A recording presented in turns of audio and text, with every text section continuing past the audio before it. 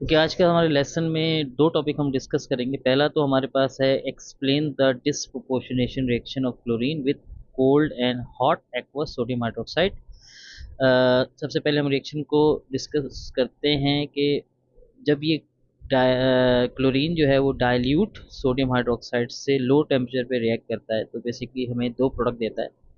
Number one product को हम कहते हैं सोडियम हाइपोक्लोराइड NaOCl, और सेकंड प्रोडक्ट हमारी होती है NaCl। ठीक है, रिएक्शन भी मैं आपको दिखा देता हूँ। हमारे पास जो रिएक्शन है वो रिएक्शन कुछ इस तरीके से है कि क्लोरीन, मॉलिक्यूलर क्लोरीन बेसिकली, जिसकी ऑक्सीडेशन स्टेट ज़ीरो होती है, ये जब रिएक्ट करती है सोडियम हाइड्रोक्साइड से कोल्ड एंड डाइल्यूट तो हमें दो प्रोडक्ट देती है, सोडियम क्लोराइड एंड NaOCl, जिसको सोडियम हाइपोक्लोराइड कहते हैं, और वाटर बनता है। अच्छा देखें, इनिशियली जो रिएक्शन से पहले क्लोरीन की जो ऑक्सीडेशन स्टेट है ज़ीरो है। इसका रीज़न सिंपल सा ये है कि ये फ्री स्टेट में है, मॉलिक्यूलर स्टेट में है, किसी और एलिमेंट से अटैच नहीं है, तो इसलिए इसकी ऑक्सीडेशन स्टेट ज़ीरो है। अच्छा, जब ये NaCl के साथ यानी कि सोडियम के साथ अटैच होगी, सोडियम की ऑक्सीडेशन स्टेट जो होती है फिक्स होती है, वो होती है +1। तो उस रिस्पेक्ट से जो क्लोरीन की ऑक्सीडेशन स्टेट होगी वो होगी -1, हम इसको क्लोराइड आयन कहेंगे। तो पहला चेंज क्या आया इसमें, ये ज़ीरो से -1 ऑक्सीडेशन स्टेट हो गई, मतलब इसने इलेक्ट्रॉन गेन किए हैं। ये क्या हुआ है, ये इसकी क्या हुई है, रिडक्शन हुई है। सिमिलरली अब हम अगर यहाँ देखते हैं NaOCl में, ड्यू टू ऑक्सीजन, ये जो हाईली इलेक्ट्रोनेगेटिव एलिमेंट है और इसकी ऑक्सीजन स्टेट होती है -2। अब इसके सराउंडिंग में ये दोनों पे प्लस चार्ज आएगा, उसको बैलेंस करने के लिए। सोडियम पे तो ऑलरेडी प्लस चार्ज है तो +1। तो अब अगर ओवरऑल चार्ज हम देखें जो कि ज़ीरो होना चाहिए, तो इस सेंस में क्लोरीन पे क्या चार्ज आएगा, +1 चार्ज आएगा। तो यानी कि अगर आप गौर से देखें कि एक क्लोरीन -1 में गई है और दूसरी क्लोरीन +1 में चेंज हुई है उसकी ऑक्सीजन स्टेट, तो ये क्या हुआ, उसकी ऑक्सीडेशन हुई है। तो इस रीज़न की वजह से, मतलब एक ही एलिमेंट ऑक्सीडाइज भी हो रहा है, रिड्यूस भी हो रहा है, इस टाइप के रिडॉक्स रिएक्शन को हम डिसप्रोपोर्शनेशन रिएक्शन कहते हैं। ठीक है, क्योंकि इसमें एक ही एलिमेंट ऑक्सीडाइज और रिड्यूस हो रहा होता है। अच्छा, अब हम बात करेंगे सोडियम हाइपोक्लोराइड किस यूज़ में आता है। बेसिकली इसका जो सिंपल सा यूज़ है कि ये एक ब्लीचिंग एजेंट के तौर पे यूज़ होता है या डिसइंफेक्टेंट के तौर पे। उसका रीज़न क्या है कि जो सोडियम हाइपोक्लोराइड है ये डिकम्पोज होके NaCl फॉर्म करता है और एटॉमिक ऑक्सीजन रिलीज करता है। एटॉमिक ऑक्सीजन बेसिकली यही जो है वो ब्लीचिंग एजेंट के तौर पे काम करती है।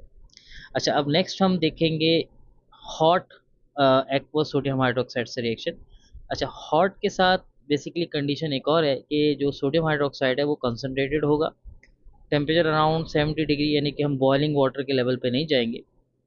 अच्छा, इसमें क्या डिफरेंस होता है, इसमें हमारे पास नया प्रोडक्ट मिलता है जिसको हम कहते हैं सोडियम क्लोरेट NaClO3, और जो सेकंड प्रोडक्ट है वो सेम है NaCl। इसका रिएक्शन भी देख लेते हैं। इसका सिंपल सा रिएक्शन ये है कि क्लोरीन ने सोडियम हाइड्रोक्साइड से रिएक्ट किया, NaCl बना और NaClO3 बना। अब अगर हम इसकी ऑक्सीडेशन स्टेट की बात करें, जैसा कि मैं सोडियम की ऑक्सीजन स्टेट फिक्स रहती है, वो है +1, और ऑक्सीजन की भी फिक्स है जो कि -2 है, लेकिन हमारे पास यहाँ पर कितने ऑक्सीजन है, 3 ऑक्सीजन है।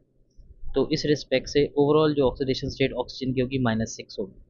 अब अगर आप देखें इस पूरे पे जो चार्ज है ओवरऑल ज़ीरो है, तो अब मुझे यहाँ पर क्लोरीन की जगह पर क्या लिखना पड़ेगा, +5, जो कि रिप्रेजेंट करेगी क्लोरीन की ऑक्सीजन स्टेट। तो यहाँ पर जो ये प्रोडक्ट है इसमें क्लोरीन की ऑक्सीजन स्टेट +5 है। इन शॉर्ट, यहाँ पर molecular state zero oxidation state से ये +5 में, मतलब इसकी क्या हुई है, ऑक्सीडेशन हुई है। और ये जो हमारा -1 वाला था ये तो ऑलरेडी हम पहले भी डिस्कस कर चुके हैं, ये रिडक्शन है। तो मतलब ये भी डिस्प्रोपोर्शनेशन रिएक्शन ही है।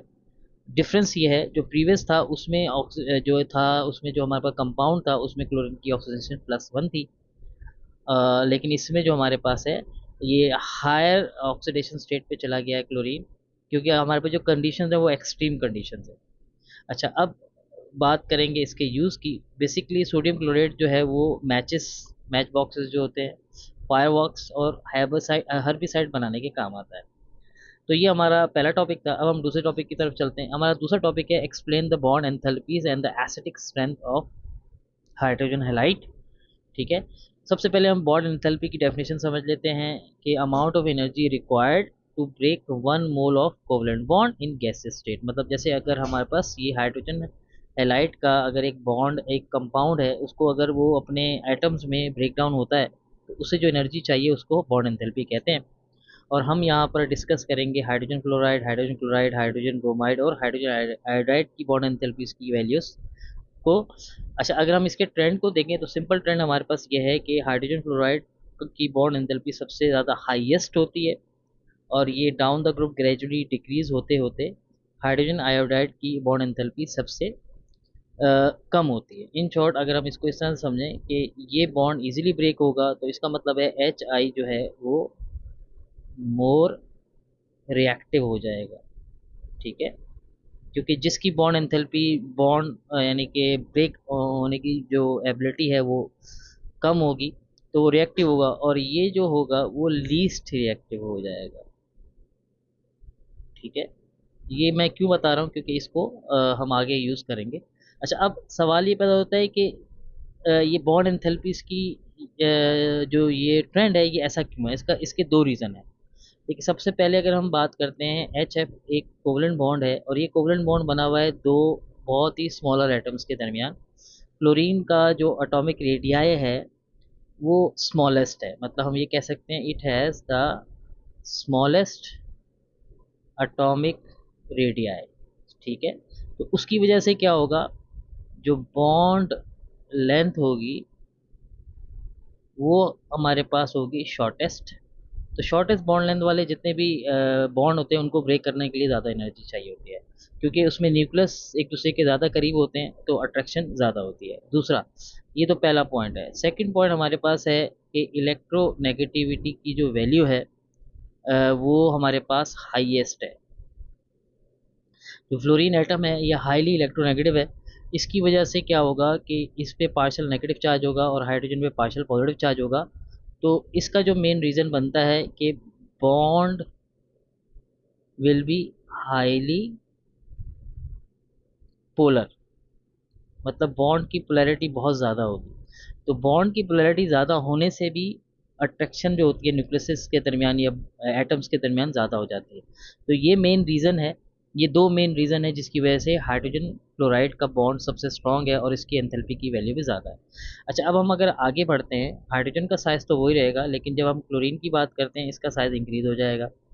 ठीक है, और फिर और आगे बढ़ते हुए हम जब बी आर की तरफ आते हैं तो बी आर का साइज़ और बड़ा हो जाता है, और अगर हम आयोडाइड की तरफ आते हैं तो इसका साइज़ और बड़ा हो जाता है। अच्छा, साइड इंक्रीज होने से क्या होता है, नंबर वन, जो बॉन्ड लेंथ है, ठीक है, वो क्या हो जाएगी, वो शॉर्ट हो जाएगी, सॉरी लॉन्ग हो जाएगी, उल्टा कह दिया था मैंने।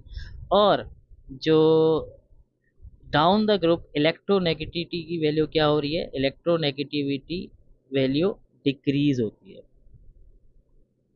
सही है, तो उससे क्या होगा कि जो बॉन्ड होगा, बॉन्ड पोलैरिटी क्या होगी, वो भी डिक्रीज होगी। ठीक है, इसको शॉर्ट में लिख देता हूँ। तो इन सारे रीजंस की वजह से हाइड्रोजन हैलाइड का बॉन्ड की एंथैल्पी सबसे कम होगी। तो अब ये वो रीजंस थे जिसकी वजह से हमारा ये ट्रेंड था। अब ये इन इसी यानी कि बॉन्ड एंथैल्पी का डायरेक्ट रिलेशन है एसिडिक स्ट्रेंथ के साथ, जो इसका नेक्स्ट पार्ट है कि हमने ये भी डिस्कस करना है कि कौन से यानी कि हैलाइड्स हैं वो उनकी वो ज़्यादा स्ट्रॉन्गर एसिड के तौर पे बिहेव करते हैं। अब सबसे पहली चीज़ जो हमें क्लियर होनी चाहिए, सबसे पहली चीज़ हमें ये क्लियर होनी चाहिए कि एसिड होता क्या है। एसिड वो होता है जैसे कि अगर मैं ये कहूँ कि ये हमारे पास है HCl, तो इसको हम यानी कि ये आयनाइज हो H+ आयन में और क्लोराइड आयन में, मेनली ये H+ आयन दे, तो ऐसा सब्सटेंस जो H+ आयन दे रहा है वो एक एसिड है। अच्छा, अब सवाल ये पैदा होता है कि हमारे पास ये यहाँ पर ये जितने भी हैं ये सारे हाइड्रोजन हैलाइड्स हैं, ये सब के सब हाइड्रोजन आयन प्रोड्यूस कर सकते हैं। तो सवाल ये पैदा होता है कि कौन सा जो सब्सटेंस है इन सब में से आसानी से रेडिली हाइड्रोजन आयन देगा। रीज़न उसका बहुत सिंपल सा है, जो मोर रिएक्टिव होगा या जिसकी एंथैल्पी की वैल्यू सबसे कम होगी। और सबसे कम हाइड्रोजन आयन कौन देगा, या बहुत मुश्किल से देगा, जो लीस्ट रिएक्टिव होगा या जिसकी बॉन्ड एंथैल्पी सबसे हाई होगी। तो इस रिस्पेक्ट से अगर हम एसिड स्ट्रेंथ की बात करें, मतलब एसिडिक स्ट्रेंथ की अगर मैं बात करूं तो उसका ट्रेंड बिल्कुल अपोजिट हो जाता है। इन शॉर्ट कैसे कि एच आई जो है वो स्ट्रॉन्गेस्ट है, सेकंड नंबर पे हमारे पास आता है H B R, third number पे हमारे पास आता है एच सी एल, और लास्ट जो हमारे पास आता है वो एच एफ आता है। तो इसको हम ये भी कह सकते हैं कि एच एफ जो है वो वीकेस्ट एसिड है। ठीक है, ये थोड़ा मिक्स हो रहा है लेकिन आपको वो समझ में आ रहा होगा। ये वीकेस्ट एसिड है, और जो कि एच आई होगा वो क्या होगा, वो स्ट्रॉन्गेस्ट एसिड होगा। ठीक है, तो ये हमारा पूरा कॉन्सेप्ट था जो मैंने आपको एक्सप्लेन करना था। होप आपको ये समझ में आया होगा। Thank you.